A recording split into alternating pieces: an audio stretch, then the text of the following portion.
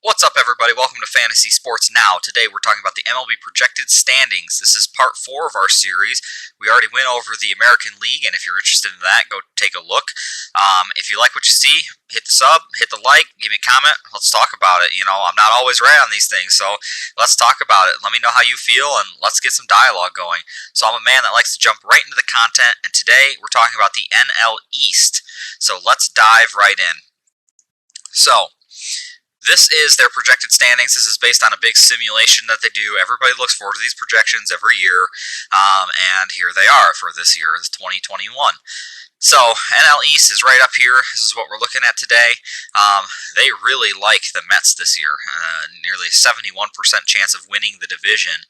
That's pretty high for a division that I would say is the most competitive in baseball compared to really any other division here. Looking down and around, this is going to be the most competitive league. Every team in this division is good. They're giving some love to Washington and Philly, but they really smash on the Braves, and they really smash on Miami. A 0.5% of winning the division. First reaction to this is that all of these need to be kind of crunched back together a little bit more.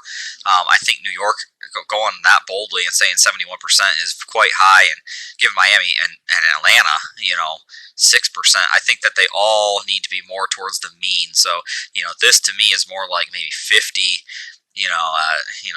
Getting into the 20, 20, 20, you know what I mean? So everything needs to come closer together for me because I cannot see it possibly finishing this way.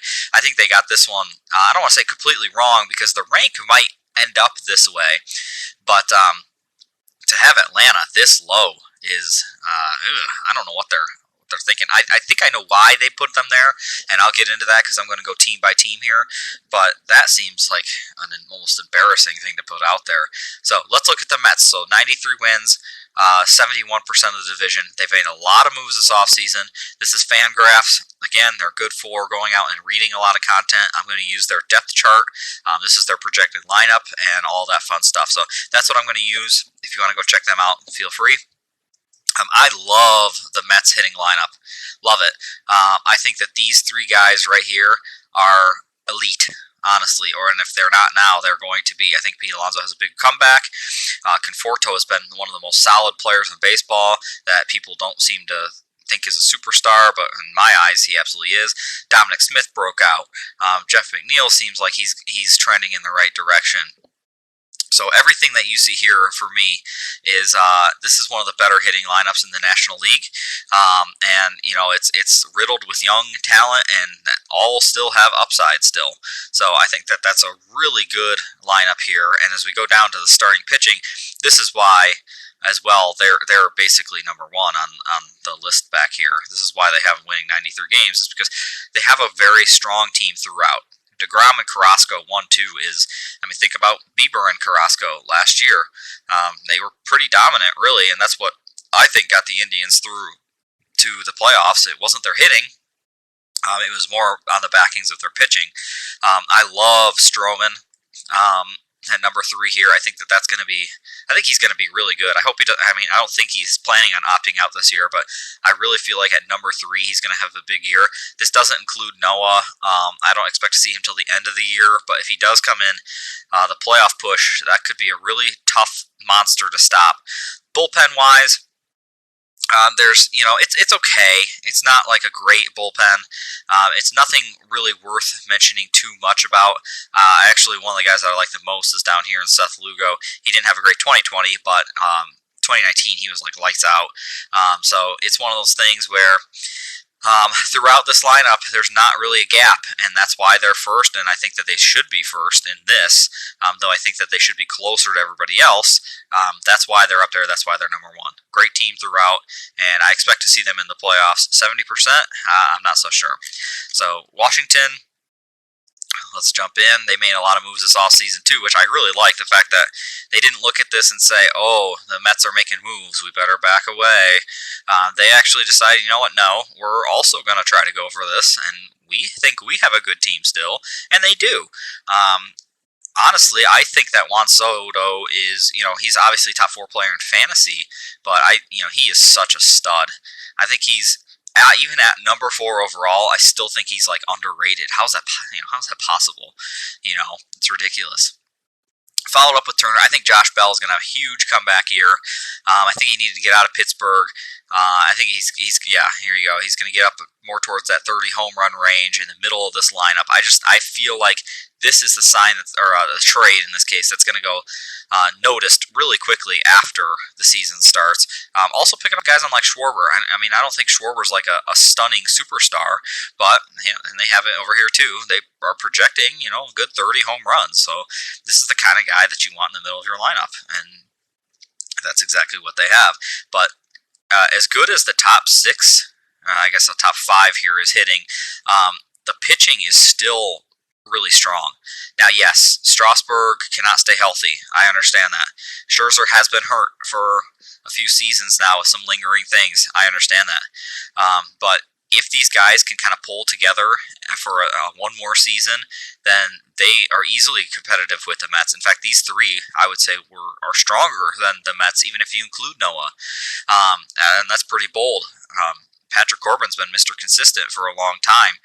When you get down in here, I don't expect anything from Lester at all. I think that they're hoping that there's like the tiniest bit of grain left in his arm, and they're able to milk it, So I don't really expect much here, but as a top 3, these guys, this might still be the top 3 starting lineup in the league, which is kind of crazy because they were all hurt and all this fun stuff. So if they can pull that together, then this Washington team is easily going to compete with the Mets.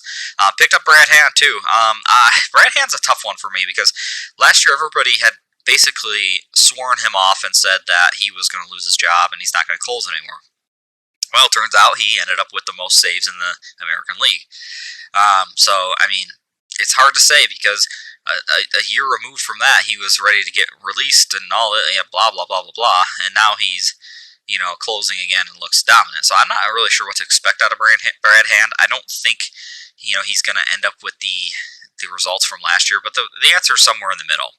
So overall, Washington for me is going to be closer to New York than people think if these guys can stay healthy. If these guys go down, then just bump them right to where you have Atlanta and Miami, honestly. Philly, let's jump into Philly. I think they also should be closer. They need to cut this back and bring all of these teams up. All of them. Let's jump into Philly. I always believed that Philly had a pretty good team and just wasn't able to get over the hump. They're kind of like the Angels of the National League, if you will. They seem to have the talent but can't produce results, which is pretty frustrating if you're from Philadelphia, obviously. Because, for instance, you're getting good value out of Andrew McCutchen, who is, turning 35 here. And it's like you don't expect to get this kind of production from somebody who's turning 35, and yet you are, and yet you still can't seem to win. Didi Gregorius has been really good for Philly. He's like one of these names that people just forget and don't value, but he has value and is a solid player. But Philly still doesn't seem to win. And it's kind of puzzling. I think Hoskins has a bounce back year after he comes back from the surgery. I think he's going to play right off the bat. Bryce Harper is Bryce Harper. He's going to be a good hitter. I know we don't like the attitude sometimes, or maybe you do like the attitude. It doesn't really matter. He's a good hitter, and I think he's going to continue to hit. Gene Segura, this lineup through and through is one of the better hitting lineups in the league. So they should be able to produce close to what the Mets are doing and what Washington is doing. So the starting pitching is top heavy. I think that this is where it kind of starts to take a little bit of a dive for Philly. I expect Spencer Howard to take one of these spots, whichever one you want to pick. Aaron Nola is obviously a stud.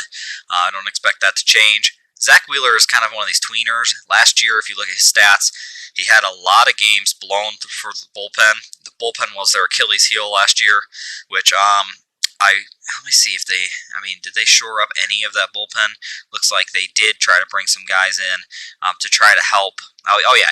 Archie Bradley, that's right. Great sign, because this right here really killed them last year.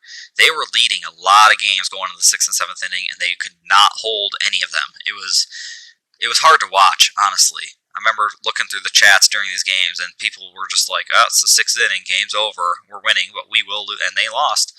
And so I think that was the Achilles heel, and they if they can shore this up and stay healthy down in here, then I think that they can easily compete with this. I'd put them easily at a 20%, just like a lot of these other teams. So let's get into the Braves. Why are they so low? This is crazy to me. Like, it's okay that one division is better than another division. Like, if you compare these two divisions, you could see, how much better this one is than this one. No offense to anybody in this one. We'll get to that one next. But, like, 4 teams, I would say, are better than all the teams over here. So why is Atlanta so much lower than another team? Well, let's see if we can find out. Let's go in.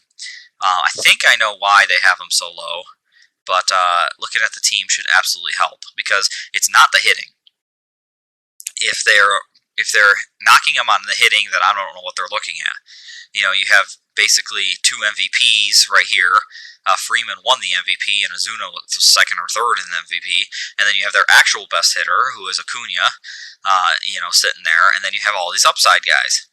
All of them are high upside guys. I think Austin Riley could go off. Christian Patch is more of a good defensive real-life player. But, his bat is coming around a little bit, and, who knows what you're going to get out of him. But what I do know is you're going to get really good defense and good speed, so that's what you're looking for. So, yes, you could argue that after these 3, it's a little scarce, but all of these guys have incredible upside and will continue to hit. So, it's not coming from there. Where I think they're getting knocked is down in starting pitching land. So Soroka is not on this list here, which is a name that should be. And quite frankly, if Soroka was in this list, I don't know why you would knock them here either, because Max Fried had a great year. Soroka, before he got injured, was an absolute stud, was an ace. Ian Anderson looks like he is going to be a stud. So you have 3 guys who all, they have some question marks about them, and maybe that's what the knock is. You're not exactly sure what you're going to get out of them. What if Ian Anderson isn't a stud? Whereas you can say, well, yeah, Strasburg has been a stud, and if he pitches, he will be a stud. Whereas Ian Anderson is more like we think he's going to be a stud. So maybe that's part of it. Kyle Wright was a young prospect that's coming up. I don't know if he'll stick here. I hope that he does. I hope that if they're going to move Smiley out and keep Kyle Wright in the lineup when Soroka comes by. Charlie Morton's just not going to get you innings, in my opinion. I think that's a knock on him. You see this here, and they have him projected for 170, which I think is a little bit high. So I think that maybe they're knocking him a little bit with that signing. I just don't get it. 82 wins. This is not an 82-win team. Like, this team was 1 win away from going to the World Series, and if you look at it through and through, this lineup is much better than I kind of knocked Tampa Bay. I like it better than Toronto. I like it better than Minnesota. I like it better, just as much as Houston. So a lot of these division-winning teams, I would rather have at Atlanta's team right now. So it's a little puzzling as to why they have them so low in comparison to everywhere else. They're high in places that I can't see. So if I was a betting man, I'd be betting the over on Atlanta going 500. The other one that seems to be a bit of a puzzler is Miami, because they made the playoffs last year, and I think that this shows the last year's standings. Here you go. They kind of flipped the script here. This was last year's standings. They completely flipped it. So Mets, Nats, Phillies, and then Braves, and then Marlins. The Marlins were about a 500 team, and then they're dipping them 12 games below 500 this year. That's pretty significant. And if we look through the lineup, I do believe that the Marlins were kind of like Tampa Bay. They kind of had whatever this mojo is that teams get, and then they just kind of play well together for just long enough to actually make the playoffs. The National League was also very top-heavy. I don't want to say top-heavy necessarily, but the Dodgers were winning a lot of games. You had Milwaukee not winning a lot, Cardinals not winning a lot. So, the last couple of playoff spots were teams that really didn't win that many games. So that obviously helped out Miami quite a bit. And I do think that there is going to be a bit of regression. Do I think it's going to be 12 games under 500 regression? No, because that's if we look back in here, that's talking more like Texas range, which I think this Miami team is better than Texas. No offense to those in Texas. Brian Anderson's good. Starlin Marte is great. I like that they have some youth coming up. Where's Jazz? Is he on this? Jazz Chisholm should be on here, but he's not. Okay, he's not hurt, is he? No. So he'll probably be up playing one of these two positions. Just through and through, it's not like a great offensive lineup, but it's no slouch either. I mean, none of these guys are super stars, but none of them are like, oh my goodness, how are you starting this player? Because they can all hit. So I don't really mind this team through and through. Every single player on this team can hit. There's no Aaron Judges on here. There's no massive names. There's no Trouts on here, but there's not Jose Iglesias hitting here, so who's more of a defensive player, So, pitching wise, I think that they get knocked probably a bit. I don't think they believe in Pablo Lopez. That's got to be part of this. I'm guessing that they don't believe that Sixto will get that many innings, which it looks like their Fangraphs is projecting that as well. In fact, they're not projecting a lot of innings for any of them. I think that this is likely why they have them dipping so low, is because we don't have a whole lot of recognition with these guys and what they're actually going to do. Nobody is even 26 years old yet, so it's not like you have some veterans there. They're all younger guys, so it's a bit of a mystery on what you're going to get from the starting pitching. And if your starting pitching is a complete mystery, then your results are going to be a bit of a mystery too, despite the fact that the offense isn't bad. Bullpen, actually, rank-wise, looks pretty good for the most part, but it's not a talking point. I don't think it's not like a staggering bullpen to talk about. So I think that Miami's getting knocked for just the unknowns of the starting pitching and the depth of the starting pitching. If you don't know what you're going to get, and you are playing in this division with these teams, you're likely to get knocked, and I think that that's what they did here. So overview again, I would bring New York down at least 20 points. I'd say like 50% maybe here, and I would take the 20. Let's see, I would give Washington 10 of those.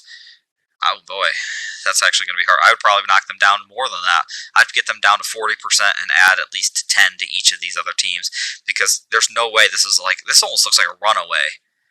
Like the Mets are going to run away with this division, and there's no way that's going to happen. There's no way I'd give Atlanta a 6% chance of winning that division after what I saw last year. The team's hungry. They want to win. They're a good team. Anyway, guys, all right, so that's the NL East.